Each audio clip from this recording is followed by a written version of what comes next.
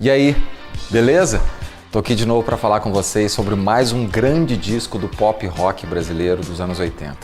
Esse aqui, ó, Blitz.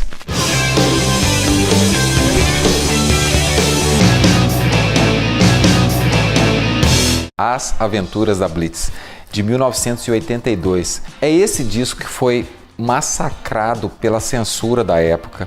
É nesse disco que toca um cara chamado Lobão, que não está na capa. Porque ele saiu da banda, gravou o disco, saiu, polemizou pra caramba por aí, depois saiu com um disco novo dele, solo, tocando bateria, tocando guitarra, cantando, produzindo, fazendo tudo aquilo que a gente já sabe que o Lobão é capaz de fazer. Mas até então, ele fazia parte da Blitz, ele começou a Blitz junto com Evandro Mesquita, Ricardo Barreto, Antônio Pedro, Fernanda Abreu, Billy Forghieri e a Márcia Bucão, que era a esposa do Ricardo Barreto. A Blitz basicamente começou como um grupo de teatro com outro nome, que era o Asdrubal Trouxe o Trombone, do qual fazia parte o Evandro Mesquita e o Ricardo Barreto, que era o guitarrista e parceiro musical dele. Começaram a fazer música, ainda que cantada de uma maneira teatral. E deu muito certo. A gente vivia aquele momento, mais ou menos em 81, 82, em que a MPB já estava começando a ficar meio ultrapassada, meio datada, e não tinha música para a juventude. Era música para o pessoal acima de 35 anos. Grandes nomes, claro, Milton Nascimento, Chico Buarque, Caetano Veloso, Elis Regina, João Bosco, mas a Blitz veio para bater de frente um pouco com isso e também dar uma outra alternativa musical para os jovens. E a Blitz falava com os jovens. A linguagem era diferente desses cantores da chamada música popular brasileira.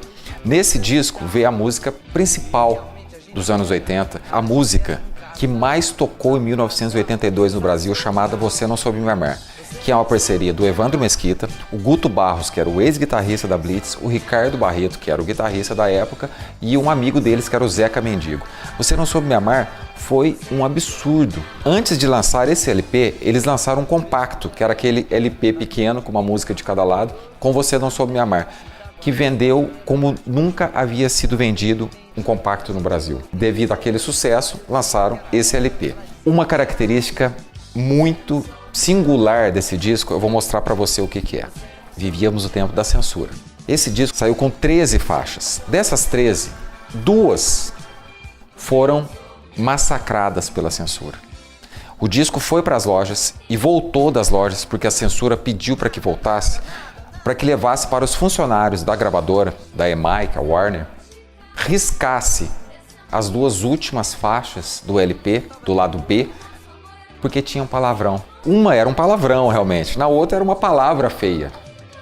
E esse disco ficou assim, veio para o consumidor com as 2 faixas riscadas.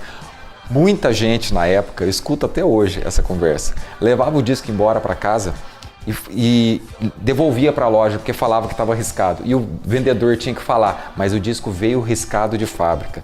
E atrás, onde viu o nome das músicas, riscaram também o nome das 2 músicas. Posteriormente, a gravadora desafiou a censura e lançou um compacto com essas 2 músicas, uma de cada lado, e também foi proibido para menores de 18 anos, mas esse compacto acabou rolando no Brasil inteiro e foi em frente. Depois desse disco, que tem Você Não Soube Me Amar e, entre outras músicas, a Mais Uma de Amor, que é a Geme Geme, as 2 mais famosas, a Blitz realmente estourou de norte a sul do país. Chegaram a tocar na Rússia, por incrível que pareça, foi a primeira banda brasileira a tocar na Rússia, que na época era a União Soviética ainda.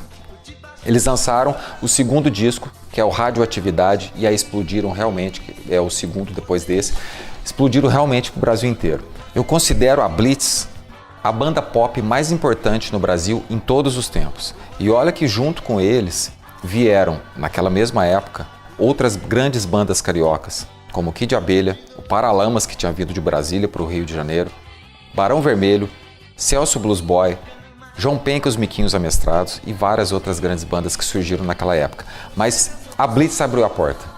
Claro que um pouco antes veio a Gangue 90, tocando no festival a música Perdidos na Selva. Mas a Gangue 90 não foi para o Brasil inteiro. Ela ficou meio reduzida, o público dela, da Gangue 90, ficou meio reduzido no Rio de Janeiro, em São Paulo, que era por onde eles circulavam mais e não tocavam muito nas rádios. Então a Blitz foi realmente a banda mais importante do pop brasileiro em todos os tempos.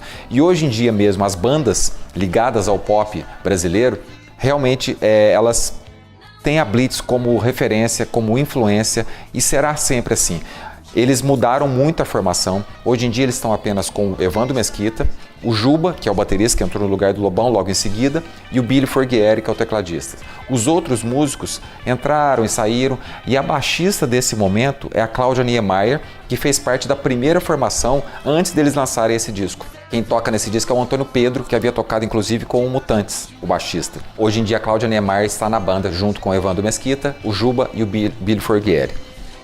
Eu só posso dizer que a Blitz e esse disco aqui estão entre os principais nomes, e esse disco está entre os principais discos do Brasil em todos os tempos. Blitz, as aventuras da Blitz. E fiquem ligados que eu volto para falar de outros discos do pop e do rock brasileiro dos anos 80 e dos anos 70 e 90.